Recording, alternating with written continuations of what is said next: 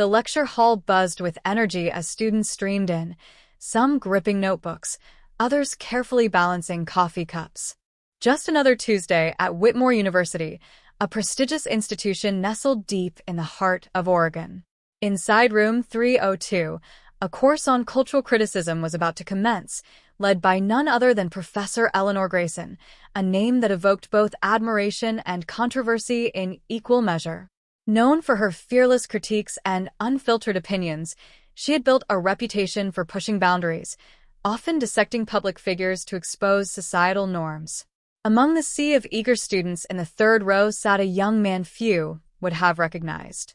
Tall, poised, and quiet in demeanor, Barron Trump remained unnoticed. Dressed simply in a hoodie and jeans, he kept his head slightly lowered, almost as if avoiding attention. But his presence there? It was no coincidence. Barron had enrolled at the university under an assumed name, seeking anonymity despite his family's prominence. What he longed for was normalcy, a life where he could form his own thoughts, free from the weight of his last name looming over him. As the students settled into their seats, Professor Grayson strode confidently to the podium. Instantly, the murmurs faded. Her commanding presence was enough to silence the room. "Good morning, everyone," she began, her voice crisp and unwavering. "Today, we're diving into the concept of public image, how it's created, manipulated, and sometimes weaponized. And yes, we'll be using real-life examples." Barron shifted slightly in his seat, his expression neutral, though he could already sense the weight of what was about to unfold. But what happened next? No one, not even him, could have predicted. Professor Eleanor Grayson was more than just a lecturer. She was a force of nature.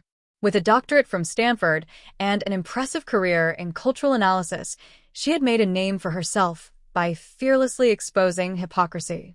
Her lectures often went viral, hailed by some as brilliant critiques and dismissed by others as polarizing rants. Students flocked to her classes, eager for the intellectual fireworks she never failed to deliver. And today? It seemed no different. Grayson skillfully wove through examples of influential figures, deconstructing the stark contrast between their public personas and the truths lurking beneath. She was captivating. Her words, sharp and deliberate, held the room in a trance. But soon enough, her tone took a turn, and the name she mentioned next made Barron's breath catch. "Take Melania Trump, for instance," she said, pacing across the stage with an air of authority. A woman praised for her elegance and poise, but what does that truly say about our collective standards? A murmur rippled through the class. Some nodded in agreement, while others exchanged wary glances. Barron felt a subtle tightening in his chest, but kept his face unreadable. Grayson continued, her words now dripping with sarcasm. "Are we really so shallow that beauty and silence have become virtues we celebrate? What about intelligence? Contribution? Influence through substance rather than appearance? Is this the kind of role model we want for young women today?" Barron kept his eyes on the desk in front of him, his mind racing. He had attended the lecture out of genuine curiosity, keen to understand the world of academia and intellectual debate. But now, he couldn't ignore the unease creeping in. Not because he entirely disagreed with the concept being discussed, but because of how personal it felt. His classmates remained entranced, some even chuckling at Grayson's remarks. She had a way of making her words feel like absolute truth, and the room leaned into her critique. But for Barron, this wasn't just an academic discussion, it was a direct challenge. A line had been crossed, and he wasn't sure he could let it go. Grayson didn't stop there. She doubled down, scrutinizing Melania Trump's every public move, from her carefully chosen words during speeches to the now infamous jacket that read, "I really don't care, do you?" The students leaned in, captivated by her razor-sharp commentary. "She's a symbol," Grayson declared, gesturing for emphasis. But a symbol of what, exactly? A relic of an era when women were expected to smile prettily, stand behind powerful men, and say nothing of real substance. Some students laughed. Others murmured their agreement. The energy in the room grew more charged as Grayson pushed harder. "It's fascinating, isn't it?" she added, her tone taking on a mocking edge. How easily we mistake quietness for grace, compliance for class. What kind of message are we sending to the next generation? Barron's hands curled into fists beneath the desk. This wasn't just an attack on a public figure, it was an attack on his mother. For years, he had watched as Melania was judged, ridiculed, reduced to mere assumptions, her past as a model, her accent, her every move turned into a spectacle. But to him, she was so much more. A fiercely private, intelligent woman who had always protected her family with quiet strength. Grayson's next words cut deeper. What if, instead of celebrating those who simply wear designer gowns, we uplift women who actually make a difference? The class erupted in laughter, louder this time. Barron felt a sharp pang in his chest. He scanned the room, some students amused, others indifferent. But not one of them seemed to question the one-sidedness of this argument.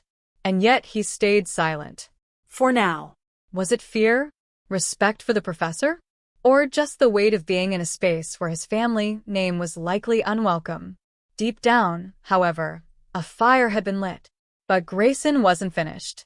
And as her words grew sharper, so did Barron's determination to speak up. She smirked, turning toward the class. And let's not forget the irony, she said. A woman whose public statements are scarce, yet include phrases like, be best, a slogan so grammatically awkward, it makes you wonder, is it a lack of understanding, or simply a lack of care? The room burst into laughter. Barron felt his face heat, his heart pounding. Not anger, something deeper. Disappointment. Frustration. The realization that, despite all her intelligence, Professor Grayson was using her platform to publicly mock someone who wasn't even there to defend themselves. His parents had always taught him, stay composed. Don't escalate. Let your actions speak louder than words. But this was not a moment for silence. For years, Barron had stayed in the background, letting his family bear the weight of public scrutiny. But right now, as sitting in that lecture hall, he felt a responsibility, not just to his mother, but to the principle of fairness itself. He took a deep breath. And then slowly, deliberately, he raised his hand. The professor paused mid-sentence. Her gaze narrowed at the interruption. Yes? She asked, her tone clipped. Barron stood, moving with a quiet grace that commanded attention. The room fell utterly silent. Gone was the laughter. In its place, a palpable curiosity. No one knew who he was yet, but the presence he exuded, it demanded to be heard. I think you're overlooking something important, he said, his voice steady, deliberate. There was no anger, no defensiveness, just quiet confidence. And as his words began to flow, it became clear. Barron Trump wasn't just defending his mother. He was about to redefine the entire conversation.